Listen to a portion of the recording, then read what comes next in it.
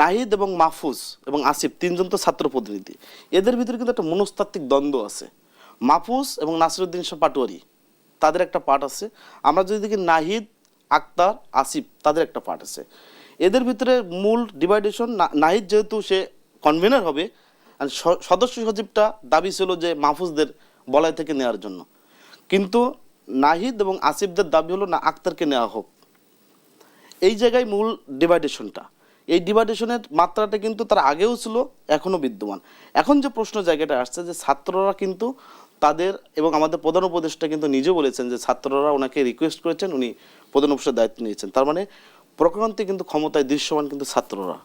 আজকে ছাত্ররা ক্ষমতা থেকে তারা দল গঠন প্রক্রিয়ার দিকে যাচ্ছে, এবং দল গঠন প্রক্রিয়া আপনারা দেখবেন যে তারা এই যে বৈষম্যবিরোধী ছাত্র আন্দোলন বা নাগরিক কমিটি নামে যে দুইটা সংগঠন আছে, তারা কিন্তু বিভিন্ন জায়গায় যে সফরে যাচ্ছে, বিভিন্ন উপজেলায়, সেখানে কিন্তু আগের থেকে ইউনো দেশে যে মিটিং করবে তার একটা চেকলিস্ট তারা গণমাধ্যমকে পাঠিয়ে দিচ্ছে যে আমরা এই উপজেলা থেকে ওই উপজেলায় যাব। তো এগুলো তো একটা ক্ষমতার অপব্যবহার। আপনারা রাজনৈতিক দল করবেন, এটা অবশ্যই, এটা আপনাদের গণতান্ত্রিক অধিকার, আপনারা করতেই পারেন, কিন্তু আপনাদের তো নিয়মতান্ত্রিকভাবে করতে হবে। আপনার রাষ্ট্রযন্ত্রকে কেন ব্যবহার করবেন? আজকে যদি আমরা বলি যে এই সরকারের যতজন উপদেষ্টা আছে, আমি নিশ্চিত করে বলতে পারি সব উপদেষ্টা জুলাই আগস্টের চেতনা ধারণ করেন না। ওনারা যদি ধারণ করতো তাহলে আজকে বাংলাদেশের এই বিভক্তির যাত্রা শুরু হতো না। এই বিভক্তির যাত্রারা ছাত্ররাই উপদেষ্টা সিলেকশনের ক্ষেত্রে ওনারা ভুল করেছেন। কারণ এই উপদেষ্টা পরিষদে অনেকে আছেন ফ্যাসিস্টের সুবিধাভোগী। আমি যদি সুস্পষ্টভাবে বলি, ফ্যাসিস্টের সুবিধাভোগী বেশ কয়েকজনকে উপদেষ্টা করা হয়েছে। এই উপদেষ্টারা নানানভাবে দেশে একটা বিশৃঙ্খলা সৃষ্টি করার অপচেষ্টায় লিপ্ত আছেন। সেটার অংশ হলো স্থানীয় সরকার নির্বাচনের দাবি। তা এখন বলা হচ্ছে, আবার দেখবেন এরপর আরেকটা দাবি বলবে যে আওয়ামী লীগের গণহত্যার বিচার কার্যক্রম শেষ না করলে ইলেকশন হবে না। দাবি উঠেছে, হ্যাঁ দাবি উঠেছে। আর বিষয় হলো গণহত্যা কার্যক্রম তো আদালত কর্তৃক পরিচালিত হচ্ছে, তাহলে আপনাকে আদালতে তো হস্তক্ষেপ করার দরকার নাই। আদালতকে আপনি স্বাধীনভাবে চলতে দেন না, আদালত সিদ্ধান্ত নিয়ে কারা গণহত্যা জড়িত কারা জড়িত না। এখন এই বিচার কার্যক্রম তো 1 বছর 2 বছর 5 বছরও চলতে পারে, কিন্তু এটার জন্য আমার নির্বাচনকে আটকে থাকবে? জনগণ কি ভোট থেকে বঞ্চিত থাকবে? জনগণ তো গত 15 বছর 17 বছর ভোট দিতে পারে নাই, তাদেরকে শেখ হাসিনা ভোটের অধিকার থেকে কেড়ে নিয়েছিল। সেই অধিকারকে আপনি কেন বঞ্চিত রাখবেন? আজকে বাংলাদেশের যত আন্দোলন সংগ্রামী ইতিহাস যদি আমরা দেখি, আপনারা দেখবেন আজকে আমাদের মুক্তিযুদ্ধ কেন হয়েছিল? 70-এর নির্বাচনকে কেন্দ্র করে। আজকে এরশাদের স্বৈরাচারের যে পতন ঘটেছিল, 86-88 নির্বাচনকে, যে বিতর্কিত দুটো নির্বাচনের ফলাফল ছিল 1990 সালের 6 ডিসেম্বর এরশাদকে পতন ঘটানো হয়েছে। আমরা শেখ হাসিনার পতন যদি দেখি 14, 18, 24-এর 3টা বিতর্কিত নির্বাচন। তাহলে এই নির্বাচনে জনগণ যে নির্বাচনগুলো ভোট দিতে পারে না, তাদের ভোট দেওয়ার আকাঙ্ক্ষা আছে।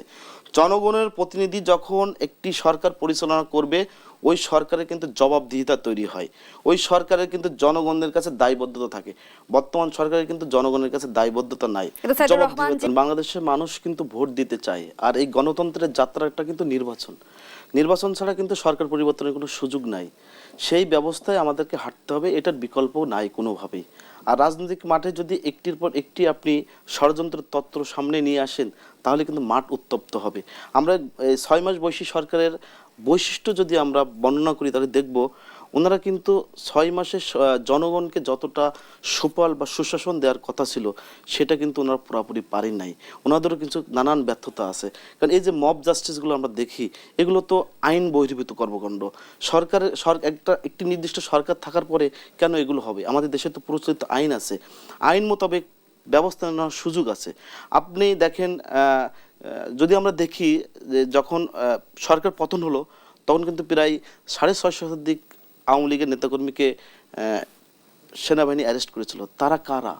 তাদের নামগুলো কিন্তু আমরা আজও জানি না, বা তাদেরকে ছেড়ে দেওয়া হয়েছে না তারা বিদেশ চলে গেছে, এগুলো কিন্তু আমাদের জানবার প্রয়োজন ছিল। আজকে দেখেন যে গণতন্ত্রের পথে যে আমরা যাব, গণতন্ত্রের পথে বারবার ধাক্কা আসার মূল কারণ কি জানেন? আমাদের ভিতরে ঐক্যের একটা ঘাটতি আছে। আজকে ছাত্ররা নিজেদের ভিতরে এমন কিছু যে বিপ্লবের মূল চাবিকাঠি মনে হয় ওদের কাছে। কিন্তু আমি যদি মোটা দাগে বলি, এই যে জুলাই আগস্টের বিপ্লবটা আমি নিজে চিহ্নিত করেছি, এটি ছিল সেনা ছাত্র জনতার একটা বিপ্লব, সেনা ছাত্র জনতার বিপ্লব। কারণ বাংলাদেশে যতগুলো গণতান্ত্রিক আন্দোলন হয়েছে, আপনারা দেখবেন প্রত্যেকটি আন্দোলনে নিয়মিত আইনশৃঙ্খলা বাহিনী দমন নিপীড়নের মাত্রা এত বেশি ছিল যে মানুষ স্বাভাবিকভাবে কোনো দাবি দাবা করতে পারতো না। এবারের আন্দোলনের আমি বিশ্লেষণ করে দেখেছি যে সেনাবাহিনীর থেকে বিশেষ করে মিড লেভেল বা জুনিয়র স্টেজ থেকে যে পরিমাণ সাপোর্ট ছিল যে না তোমরা মাঠে থাকো। আমাদেরকেও মেসেজ দেওয়া হয়েছে গণমাধ্যম কর্মীদেরকে যে পুলিশ তোমাদেরকে অ্যাটাক করবে, কিন্তু সেনাবাহিনী থেকে বলা হয়েছে না তোমরা মাঠে থাকো। সেই মাঠে কিন্তু ছাত্ররা ছিল, জনতা ছিল। তার মানে সেনা ছাত্র জনতার বিপ্লবে ফ্যাসিস্টকে আমরা পতন ঘটিয়েছি। আমাদের এখন দরকার নির্বাচনী যাত্রা, গণতন্ত্রের যাত্রা। এই যাত্রাটা যত বিলম্বিত হবে তত কিন্তু ফ্যাসিবাদ পুনর্বাসন হবে, যেটি কিন্তু আমরা কখনো চাই না। আমরা কিন্তু অনেক কষ্ট করে, অনেক সংগ্রাম করে ফ্যাসিবাদকে হটিয়েছি নতুন কোনো ফ্যাসিবাদকে আনার জন্য নয়। আমাদেরকে যত দ্রুত আমরা গণতন্ত্রের পথে যেতে চাই, তত দ্রুত আমাদের নির্বাচনের পথে হাঁটতে হবে। সেক্ষেত্রে আমি সুনির্দিষ্টভাবে বলবো সরকারের উচিত এই মুহূর্তে দ্রুত একটি রোডম্যাপ ঘোষণা করা যে আমার নির্বাচনটি এই তারিখে আমি করব, ইলেকশন কমিশন এই তারিখে বসবে রাজনৈতিক দলগুলোর সাথে, তারা একটা রূপরেখা মোতাবেক যখন আপনি একটা নির্বাচনী রোডম্যাপ দিবেন, আপনি দেখবেন বাংলাদেশের রাজনৈতিক দলগুলো নির্বাচনী ট্রেনে উঠে যাবে।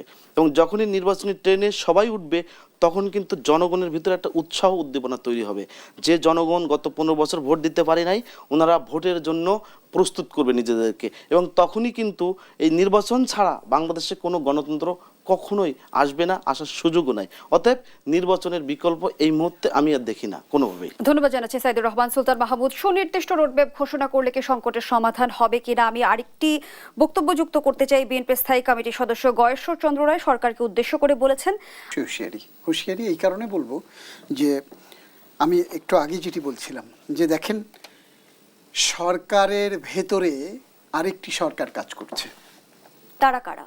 তারা যারা নিজেদেরকে এই জুলাই বিপ্লবের সকল কৃতিত্ব যারা নিজেদের কাঁধে তুলে নিতে চেয়েছে, তারা এখন তাদের ঘাড়ে অন্য কোনো শক্তি, আমি শুরুতে যেটি বলেছিলাম দূরভিসন্ধিমূলক, যারা বাংলাদেশের রাজনীতিকে, বাংলাদেশের জনগণের আশা আকাঙ্ক্ষা বা স্বপ্নকে যারা ভুলুণ্ঠিত করতে চায়, সেই মহল এই যারা কৃতিত্বের সকল কৃতিত্ব এককভাবে নিজেদের ঘাড়ে নিয়ে নিতে চায় তাদেরকে ব্যবহার করছে কিনা, সেই জায়গাটিতে আমাদের ভাবনার বিষয় আছে। কারণ যারা এককভাবে এই কৃতিত্ব নিতে চাইছে তারা অতীতে কখনো রাজনীতি করে নাই, অতীতে কখনো রাজনীতির সাথে ছিল না, মানে মোটা দাগে কোনো রাজনীতি করে নাই। ছাত্র রাজনীতিতে বর্ণচরার মতো হয়তো থেকেছে কখনো কখনো, নানান কৌশল খোলস পাল্টেছে বিভিন্ন সময়, কিন্তু দেশের রাজনীতি, দেশের গণতন্ত্র, দেশের মানুষের অধিকার নিশ্চিত করবার যে জায়গা সেটিতে তারা কখনো ছিল না। অতএব তাদের কোনো অভিজ্ঞতা নাই, না আছে রাজনীতিক বড় কোনো অভিজ্ঞতা, না আছে সরকার চালানোর কোনো অভিজ্ঞতা। তো তারা সেখানটাতে আমার কাছে মনে হয় যে অনভিজ্ঞতার পরিচয় বিভিন্ন ক্ষেত্রে তারা দিচ্ছেন। তো সেই প্রেক্ষাপটে বিএনপির মতো একটি গণমুখী রাজনৈতিক দল হিসেবে তারা তো চাইবেই যে মানুষের যে ভোটাধিকার। একটি ভিন্ন প্রসঙ্গে আপনার কাছে প্রশ্ন নিয়ে আসতে চাই। যেমনটি সাইদুর রহমান কিছুক্ষণ আগে বলছিল যে সেনানিবাসে আশ্রয় নেওয়া 626 জন কারা ছিল, তারা কোথায় আছে, তাদের অবস্থান কি? তাদের কাছে তাদেরকে বিভিন্ন মহল থেকে তাদেরকে সরকার, রাষ্ট্রের একটি বড় আইন শৃঙ্খলা রক্ষা বা দেশের স্বাধীনতা সার্বভৌমত্ব রক্ষার যাদের কাঁধে দায়িত্ব তাদের হাতে হস্তান্তর করা হয়েছে আমরা শুনেছি। এটি তো দেখা যায়নি, আমরা শুনেছি। তারা কোথায়? এবং যাদেরকে আমরা যাদের নাম শুনেছি তারা পতিত সরকারের সব ক্ষমতাবান